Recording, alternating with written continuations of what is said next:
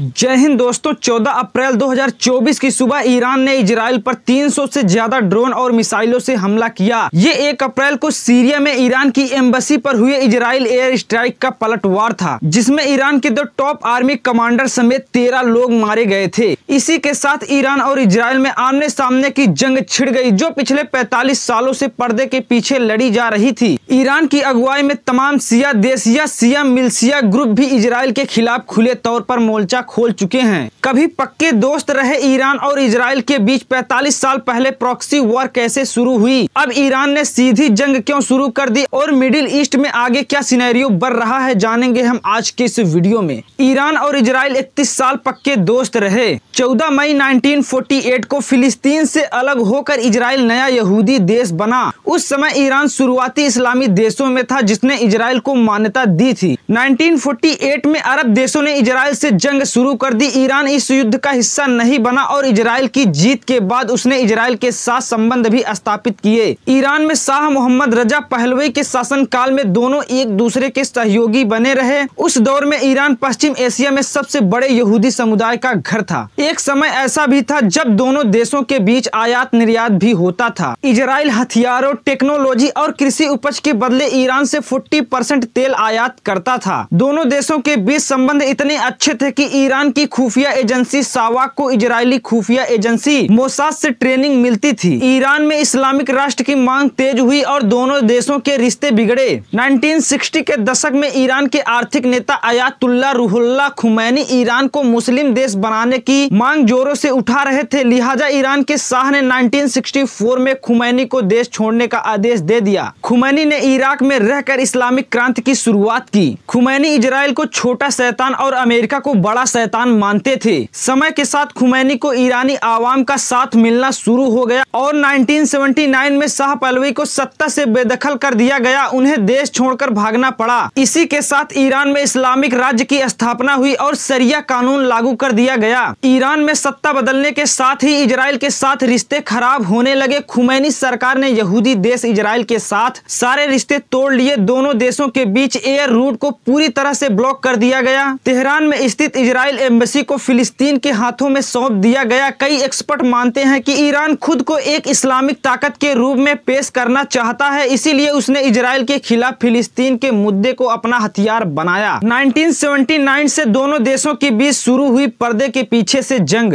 Iran ने middle east में Israel, America और बाकी सुन्नी बहुल देशों से लड़ने के लिए एक्सिस ऑफ रेजिस्टेंस नाम से आर्ड ग्रुप का एक नेटवर्क तैयार किया। इसे तैयार करने में ईरान की स्पेशल सेना रिवोल्यूशनरी गार्ड कॉम्स की अहम भूमिका है। इसमें फिलिस्तीन, हमास, लेबनान में हिजबुल्लाह, यमन में हुती, इराक और सीरिया में तमाम शिया आर्ड समूह हैं। पूरा मिडिल ईस्ट 2 तरह के देशों में बटा हुआ है, पहले शिया बहुल देश और दूसरी सुन्नी बहुल। अनुमान के मुताबिक मिडिल ईस्ट में मिस्र, जॉर्डन और सऊदी अरब की आबादी में 90% या उससे अधिक सुन्नी है। वहीं यमन, इजराइल, लेबनान और गाजा में 20 से 40% आबादी सुन्नी है। शिया मुसलमान ईरान, इराक, यमन, लेबनान में बहुसंख्यक हैं। ईरान की अगुवाई में शिया बहुल देश या शिया मिलिशिया इजराइल के खिलाफ खुले तौर पर मोर्चा खोल चुके हैं। ईरान ने पिछले कई दशकों में इजराइल के चारों तरफ शक्तिशाली हथियारबंद गुट तैयार किए हैं। ईरान इन्हें प्रतिरोध की धुरी यानी एक्सिस ऑफ रेजिस्टेंस कहता है। इनके जरिए पिछले 4 दशक से दोनों देशों के बीच प्रॉक्सी वॉर जारी है। इजराइल भी इसमें पीछे नहीं है। 2010 की शुरुआत से इजराइल ने ईरान को परमाणु हथियार विकसित करने से रोकने के लिए उसके कई परमाणु ठिकानों और साइंटिस्ट को निशाना बनाया। इजराइल ने ईरान पर हमला करने के लिए साइबर अटैक का भी सहारा लिया। ईरान पर भी आरोप लगते रहे हैं कि वो अक्सर हमास और हिजबुल्लाह जैसे संगठनों के जरिए इजराइल पर हमला करवाता रहता है। ईरानी साइंटिस्ट की हत्या, इजराइल पर आरोप। जनवरी 2010 तेहरान यूनिवर्सिटी के फिजिक्स के प्रोफेसर मसूद अली मोहम्मद को बम से उड़ा दिया गया। ईरानी मीडिया ने इसके पीछे इजराइल और अमेरिका का हाथ बताया। नवंबर 2010 तेहरान में शाहिद बहसती यूनिवर्सिटी के परमाणु इंजीनियरिंग फैकल्टी मजीद शहरियारी की काम पर जाते वक्त विस्फोट में मौत हो गई। उस समय ईरान के राष्ट्रपति महमूद अहमदी नेजाद ने हमलों के लिए अमेरिका और इजराइल को दोषी ठहराया था। जनवरी 2012 केमिकल इंजीनियरिंग मुस्तफा अहमदी रोशन की कार बम ब्लास्ट में मौत हो गई। इस हमले के लिए भी ईरान ने इजराइल और अमेरिका को दोषी ठहराते हुए रोशन को एक परमाणु साइंटिस्ट बताया था। नवंबर 2020 प्रमुख परमाणु साइंटिस्ट मोहसिन फखरीजा देह की तेहरान के बाहर सड़क किनारे हमले में मौत हो गई। अमेरिका और इजराइल खुफिया एजेंसी को लंबे समय से शक था कि फखरियादेह ईरानी परमाणु हथियार प्रोग्राम के जनक थे। उन्हें 2007 में यूएस ने बैन कर दिया था। मई 2022 इस्लामिक रेवोल्यूशनरी गार्ड कॉर्प्स के कर्नल हसन सैयद खुदाई को तेहरान में उनके घर के बाहर गोली मारकर हत्या कर दी गई, जिसके बाद ईरान की सुप्रीम नेशनल सिक्योरिटी काउंसिल ने इस हत्या के पीछे निश्चित तौर पर इजराइल का हाथ बताया था। ईरान पर इजराइल के साइबर अटैक्स की टाइमलाइन। जून 2010 बुशहर स्थित परमाणु प्लांट के कंप्यूटर पर स्टक्सनेट वायरस का अटैक हुआ, जिसने सितंबर तक 14 प्लांट के 30,000 से अधिक कंप्यूटर को प्रभावित किया। जांच के बाद ईरान ने इजराइल को इस साइबर हमले का जिम्मेदार ठहराया था। अप्रैल 2011 ईरान के पैसिव सिक्योरिटी संगठन के प्रमुख घोल मरेजा जलाली के मुताबिक स्टार्स नाम के एक वायरस ने ईरान की सरकारी फाइल की कॉपी की, जिसके लिए इजराइल और अमेरिका को दोषी ठहराया गया। नवंबर 2011 स्टक्सनेट पर आधारित ड्यूक नाम के एक वायरस का पता लगा। ड्यूक का मकसद भविष्य के साइबर हमलों के लिए डेटा इकट्ठा करना था। ड्यूक स्पाईवेयर का संबंध इजराइल से बताया गया था। अप्रैल 2012 वाइपर मैलवेयर ने ईरान के पेट्रोलियम मंत्रालय और राष्ट्रीय ईरानी तेल कंपनी के कंप्यूटर्स के डेटा को डिलीट कर दिया। मई 2012 फ्लेम नाम के वायरस ने ईरान के सरकारी डेटा को चोरी करने के लिए सरकारी कंप्यूटर्स पर हमला किया। वाशिंगटन पोस्ट के मुताबिक इजराइल और अमेरिका ने इसका इस्तेमाल खुफिया जानकारी इकट्ठा करने के लिए किया था। अक्टूबर 2018 ईरान ने स्टक्सनेट के नए जनरेशन के अटैक को रोका। साइबर अटैक के पीछे इजराइल का हाथ बताया गया। सब्सिडरी रेट पर तेल खरीदने के लिए सरकार की ओर से जारी किए गए कार्ड के सिस्टम पर अटैक। ईरान के सभी 4300 पेट्रोल पंप पर इसका असर पड़ा। मई 2020 ईरान के दक्षिणी तट पर स्थित शाहिद रजाई बंदरगाह पर समुद्री यातायात को कंट्रोल करने वाले कंप्यूटर पर अटैक। वाशिंगटन पोस्ट में अमेरिका के अधिकारियों के हवाले से इसके पीछे इजराइल का हाथ बताया गया था। जनवरी 2018 में इजराइल की नेशनल इंटेलिजेंस एजेंसी मोसाद ने तेहरान में छापा मारा और परमाणु हथियारों से जुड़े डॉक्यूमेंट्स चुरा लिए, जिसके बाद इजराइल के पीएम बेंजामिन नेतन्याहू ने प्रेस कॉन्फ्रेंस कर बताया कि 1 लाख पन्नों वाली ये गुप्त फाइल साबित करती है कि ईरान परमाणु हथियार प्रोग्राम नहीं होने के बारे में झूठ बोलता आ रहा है। दिसंबर 2023 में publish the wall street journal में इजराइल के पूर्व प्रधानमंत्री नफ्ताली बेनेट ने स्वीकार किया था कि इजराइल ने फरवरी 2022 में एक मानव रहित प्लेन पर हमला किया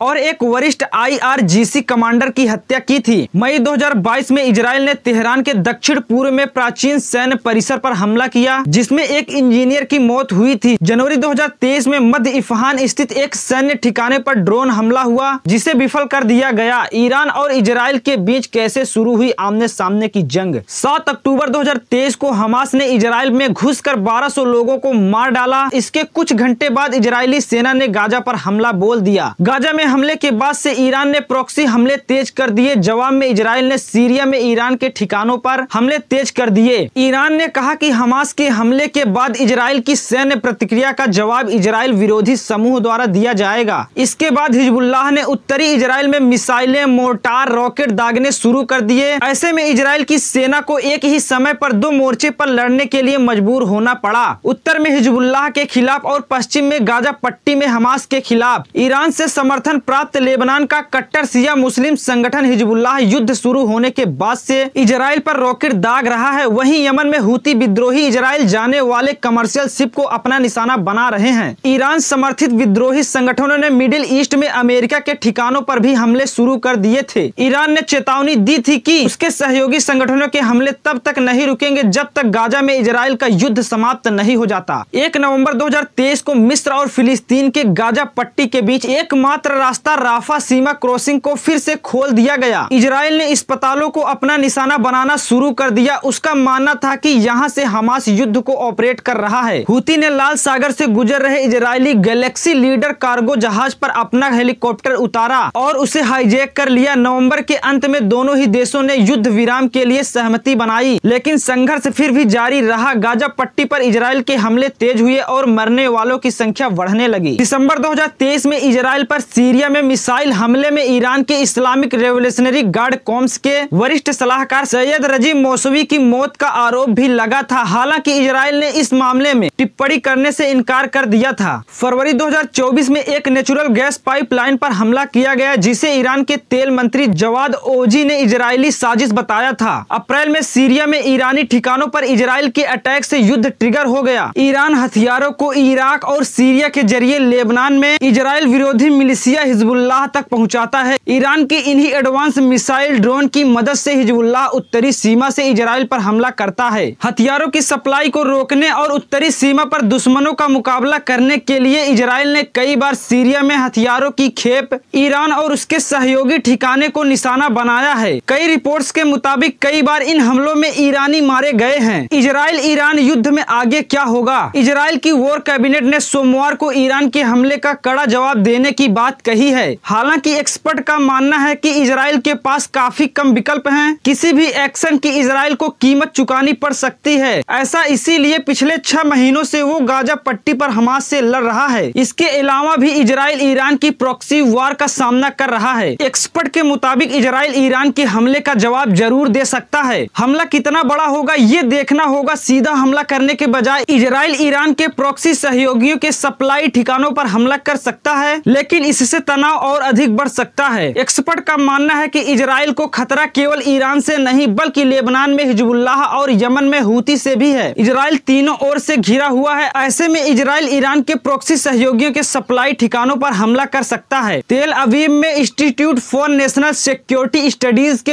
ईरान एक्सपर्ट रजजिम्ट के मुताबिक इजराइल ईरान का टकराव बहुत ही खतरनाक है। इजराइल को तेहरान की जवाबी कार्रवाई का भी डर सता रहा है। इजराइल कभी भी ईरान में सैन्य स्थलों के खिलाफ ड्रोन और मिसाइलें लॉन्च करके जवाबी कार्रवाई कर सकता है। हालांकि ईरान इसका कड़ा जवाब दे सकता है। साथ ही ऐसा करने से उसके सहयोगी भी अलग हो सकते हैं जो क्षेत्रीय युद्ध नहीं चाहते हैं। अमेरिका ने साफ कर दिया है कि वो ईरान के खिलाफ किसी भी आक्रामक अभियान में भाग नहीं लेगा। दूसरी तरफ ईरान वैश्विक अर्थव्यवस्था को हिलाने की कोशिश करेगा ताकि अमेरिका इजराइल पर तनाव कम करने के लिए कूटनीति दबाव डाले। दोस्तों, इस युद्ध को लेकर आपकी क्या राय है नीचे कमेंट बॉक्स में लिख कर बताइए। ऐसी ही इन्फॉर्मेटिव वीडियोस के लिए हमारे यूट्यूब चैनल को सब्सक्राइब करके फेसबुक और इंस्टाग्राम पेज को फॉलो करना मत भूलिएगा। मिलते हैं अगली वीडियो में, तब तक के लिए जय हिंद, वंदे मातरम।